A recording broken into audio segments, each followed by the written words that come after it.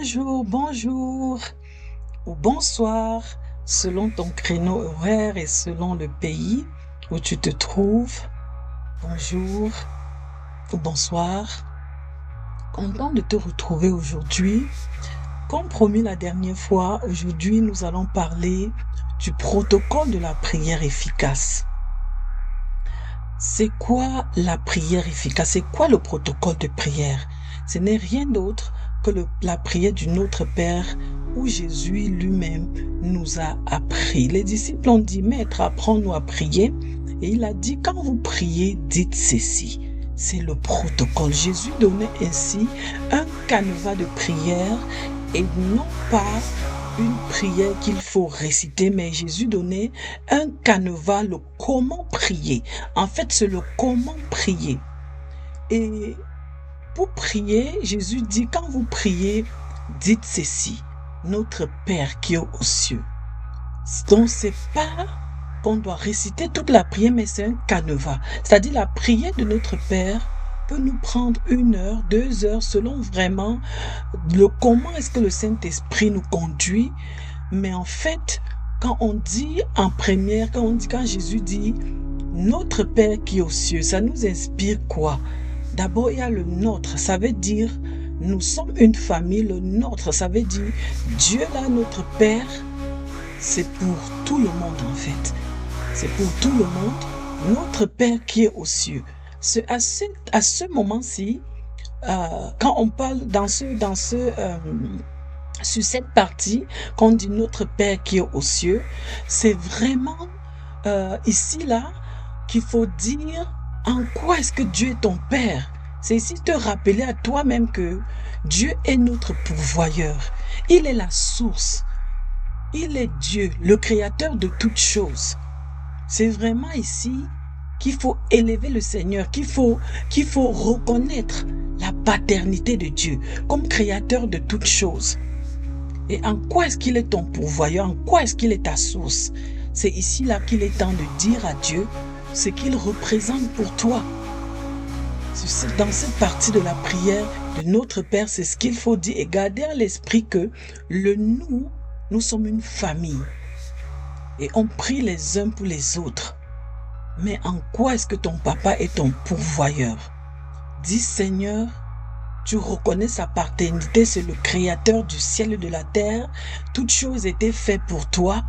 Il est Dieu, le commencement. Toutes choses, c'est lui en fait. On dit au commencement Dieu. Donc c'est vraiment... Et Dieu aujourd'hui est devenu notre Père. Pas Jésus qui est venu, il est devenu notre Père. Donc ce n'est plus l'Éternel, mais c'est notre papa en fait. Parce que Jésus est venu nous révéler le Père. Donc c'est à ce moment-ci, dans cette partie-là, qu'on doit dire qui est notre Père. En quoi est-ce que il est ton Père? Qu'est-ce qu'il a fait pour toi? Pas qu'est-ce qu'il a fait pour toi, pardon, mais qu'est-ce qu'il représente pour toi? Tu reconnais la paternité de Dieu. Il est Dieu. Son règne n'a pas de fin. Tu es le créateur de toutes choses. Toutes choses, vraiment, viennent de toi, Seigneur. Tu es la source. Tu es mon pourvoyeur. Tu es mon Abba. Tu es mon Père. Celui qui je dois ma vie. Tout, on le doit à Dieu. Et après, le Notre Père qui est aux cieux, ça continue en disant, Notre Père qui est aux cieux, que ton nom soit sanctifié. Ici, c'est le nom de qui? Le nom de Jésus. La parole dit, on lui a donné le nom au-dessus de tout autre nom. C'est le nom de Jésus ici qui doit être sanctifié. On sanctifie le nom de Jésus. Et comment est-ce qu'on sanctifie son nom? C'est en reconnaissant tout le sacrifice qu'il est venu faire par l'échange divin. Il a pris notre place à la croix et c'est dans cette partie de la prière que nous reconnaissons ce que Jésus est venu faire pour nous. Il a porté nos péchés, nos iniquités. La parole dit que le châtiment qui nous donne la paix est tombé sur lui.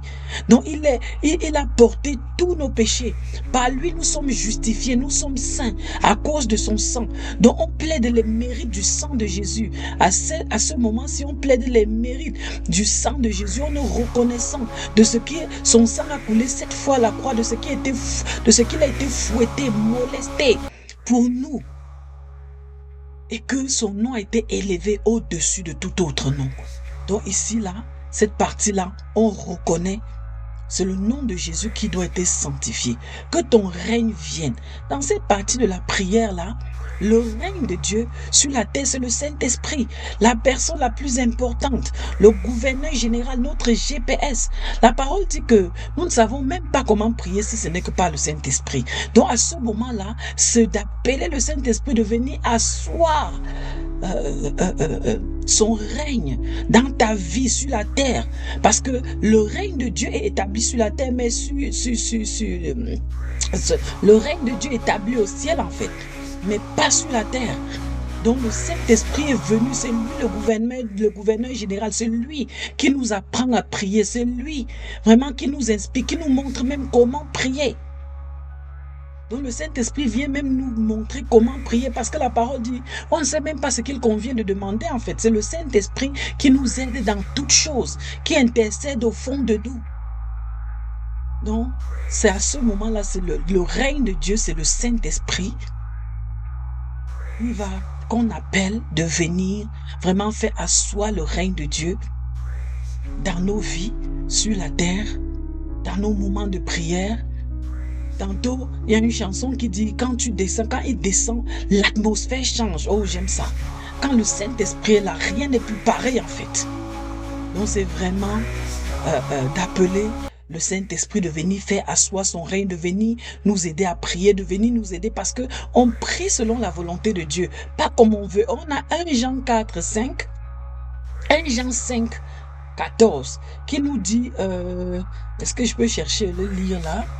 Une minute, qui nous dit en tout cas qu'il faut prier selon la volonté de Dieu. Qu'il ne faut pas prier selon notre volonté, mais selon la volonté de Dieu en fait.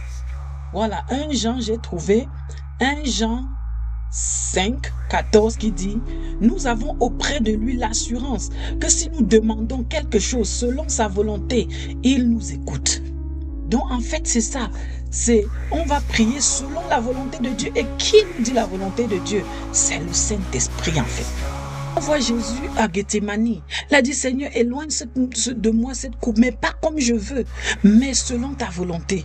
Donc on doit demander, prier selon la volonté de Dieu, prier et s'attendre à ce que ce soit pas notre volonté qui soit faite, mais sa volonté en fait, parce que c'est la volonté de Dieu qui doit être faite dans notre vie. On va pas prier, on s'attend à ce que Dieu nous répond comme nous on veut, non. On doit prier, mais s'attendre à ce que Dieu répond comme il veut. C'est sa volonté qui doit être faite sur la terre comme au ciel. Donc dans nos vies, sur la terre, le règne de Dieu est établi au ciel, mais sur la terre, c'est pas encore la volonté de Dieu. Il y a des choses, des morts qu'on voit, c'est pas la volonté de Dieu. Des maladies qui nous arrivent, c'est pas la volonté de Dieu. Et il y a d'autres choses que Dieu permet. Parce que peut-être il veut nous fortifier, ou bien il veut nous amener à une autre dimension. Mais toujours est-il dit, quand on prie, on va s'attendre à ce que Dieu répond selon sa volonté et non la nôtre. Donc c'est important dans cette partie de la prière-là, c'est vraiment ce qu'on demande à Dieu. Et après cela, vraiment, on dit à Dieu, donne-nous aujourd'hui notre pain de ce jour. La parole dit qu'on ne vit pas seulement de pain. On vit aussi de la parole, donc c'est le pain physique et le pain spirituel. À ce niveau-là, on va avoir la conscience de ce que si je nourris mon corps, mon âme aussi a besoin d'être nourrie. Donc je dois en même temps demander, Seigneur, quelle est la parole d'aujourd'hui? C'est quelle parole que tu me donnes? Quelle est ma parole d'aujourd'hui? C'est pourquoi il faut lire la Bible quotidiennement pour dire, Seigneur, c'est quelle phrase qui va me tenir durant cette journée? C'est quelle parole de la Bible qui doit m'accompagner pendant cette journée? On doit s'inquiéter, pas seulement de ce qu'on va manger, la nourriture physique, mais également de la nourriture spirituelle, du pain quotidien, de la parole d'aujourd'hui. Et quand on dit donne notre pain, après le donne-nous notre pain d'aujourd'hui, on dit quoi? Pardonne-nous nos offenses, comme nous pardonnons aussi à ceux qui nous ont offensés. Et ici, on doit comprendre que le pardon, c'est ici qu'il faut demander pardon. Pardon, peut-être pour, je sais pas quoi, nos péchés. ce qu'on a fait qui ne plaît pas Dieu, ce qu'il y a en nous et qui n'honore pas Dieu. C'est le moment de dire, Seigneur, je demande pardon. J'ai la volonté, j'ai pas la capacité. Seigneur, aide-moi. Je veux plus faire ci parce qu'on sait, la chair est faible. Il y a parfois, on prend des résolutions, mais on tombe. Mais c'est l'occasion de dire, Seigneur, pardon. Pardon, et aussi de donner le pardon à ceux qu'on a offensés. Parce que parfois, on veut que Dieu nous pardonne, mais on ne veut pas pardonner. Et Dieu nous ordonne de pardonner. Parce que le pardon est tellement grand. Parfois, quand on pardonne l'autre, c'est pas pour lui, c'est pour nous. Parce que c'est quelqu'un qui disait ne pas pardonner. C'est en fait comprendre du poison et boire et attendre que quelqu'un d'autre meure. Donc, c'est ça en fait. Donc, pardonner te libère, le pardon libère. Donc, c'est le moment de demander pardon à Dieu et de donner le pardon à ceux que tu as du mal à pardonner. Parce que Dieu doit te traiter avec la même mesure que tu traites les autres. Donc, c'est important que nous accordons notre pardon. Donc, c'est important de pardonner. On dit pardonne comme je pardonne. Ça veut dire pardonne-moi Seigneur comme je pardonne. Donc le Seigneur, on ne doit pas se concentrer sur ce que le Seigneur va nous pardonner et nous serons incapables de pardonner. Donc c'est véritablement important que nous puissions donner le pardon. Et après le pardon, nous avons... ne nous laisse pas entrer en ça, ne nous soumets pas à la tentation. Ne nous soumets pas à la tentation. C'est vraiment... demander la capacité à Dieu de nous donner, de m'équiper pour que je puisse résister quand le Satan vient tenter, quand le Satan va venir me tenter, parce que Dieu ne tente pas, que je vais tomber devant une tentation, devant une séduction de l'ennemi, que je puisse avoir l'âme, que je puisse être solide pour pouvoir résister. Je dis Seigneur, j'ai la capacité, j'ai la volonté, mais j'ai pas la capacité, viens m'équiper afin que je sache vraiment résister. Quand le malin va venir me séduire, quand le malin va venir avec les lourdeurs, quand le malin va venir avec des raisonnements, me dit oh ne fais pas telle chose, ne pardonne pas telle, ou bien critique, juge, que je résiste à tout cela en fait, que je puisse résister à tout ça. Donc voilà un peu bien aimé, le protocole de la prière de notre Père. On voit que cette prière peut se faire en 1 heure, plus d'1 heure selon ce que le Saint-Esprit inspire. Donc c'est pas une prière qui est faite pour hésiter, c'est vraiment un canevas de prière. Et maintenant ensemble nous allons voir la prière efficace. Qu'est-ce qu'il faut pour qu'une prière soit véritablement efficace? J'ai noté quelques points pour vous. J'ai noté quelques points pour vous, pour nous aussi, parce que quand je partage, quand je vous exhorte, moi-même j'apprends au même moment que vous, en fait. Donc, un des principaux des attributs pour qu'une prière soit efficace, on va commencer, pour qu'une prière soit efficace, on va avoir un objectif, c'est-à-dire un sujet de prière bien défini. Parce que je suivais un pasteur l'autre jour qui disait que souvent quand les chrétiens sont en train de prier dans l'église, il peut passer de table en table, il tapote, il dit tu pries pourquoi? Et la majorité, 80% disent que bon, je ne sais pas. Dieu c'est un Dieu d'ordre. Il ne faut pas prier sans un objectif. Si tu viens, tu ne sais même pas ce que tu veux lui demander. Et souvent, quelqu'un disait, si Jésus vient devant toi et il te dit, je vais payer toutes tes dettes. Qu'est-ce que tu as combien de dettes? Est-ce que combien il te faut pour payer tes dettes? Et tu dis Jésus, je ne sais pas. Jésus va dire, peut-être il n'était pas vraiment intéressé à voir ses dettes payées. Donc c'est pourquoi prier, il faut avoir un sujet de prière défini. Dieu c'est un Dieu d'ordre. Il faut que tu vas devant lui avec un sujet. Si tu as ton enfant qui vient devant toi et il ne sait pas trop, il dit, papa, maman, j'ai besoin de quelque chose. Tu dis, tu as besoin de quoi? Et il ne sait pas. Je ne pourrai rien lui donner. Donc c'est important d'avoir un sujet de prière défini et partir devant Dieu avec cette demande bien claire. Et le second point que j'ai noté, la prière pour être efficace, elle doit être faite selon la volonté de Dieu. Ce qu'on disait tantôt avec 1 Jean 5 verset 14. On disait que quand on prie selon la volonté de Dieu, il nous écoute. A contrario, ça veut dire quand on prie dans la volonté de Dieu, il ne nous écoute pas. Donc, il faut prier selon la volonté de Dieu. Et celui qui nous enseigne cette volonté de Dieu-là, c'est le Saint-Esprit. Donc c'est pourquoi le troisième point, c'est être soumis vraiment à la volonté de Dieu. Être soumis à la volonté de Dieu, c'est de pouvoir faire les choses, prier selon ce que le Saint-Esprit te donne de faire, parce qu'on ne va pas seulement venir débiter les mots, prier par nos propres mots, non. Dieu nous dit même déjà que il faut pas qu'on prie comme des païens, parce que c'est à force de rabâcher les mots qu'on va être écouté, non. Donc on va prier selon la volonté de Dieu. On doit être soumis selon la volonté de Dieu. De quoi, de comment est-ce que de ce que Dieu veut en fait, de ce que Dieu attend de nous par le Saint-Esprit. Et c'est le Saint-Esprit qui nous aide à sonder le cœur de Dieu. J'allais dire prier selon la volonté de Dieu, selon ce que le Saint-Esprit nous met à cœur. C'est le Saint-Esprit qui sonde mieux les profondeurs de Dieu, qui va nous aider à prier. Et un autre point que j'ai noté après la volonté de Dieu, c'est vraiment être soumis à l'intercession du Saint-Esprit. Donc il faut laisser le Saint-Esprit inspirer vraiment le comment est-ce que ta prière va se dérouler.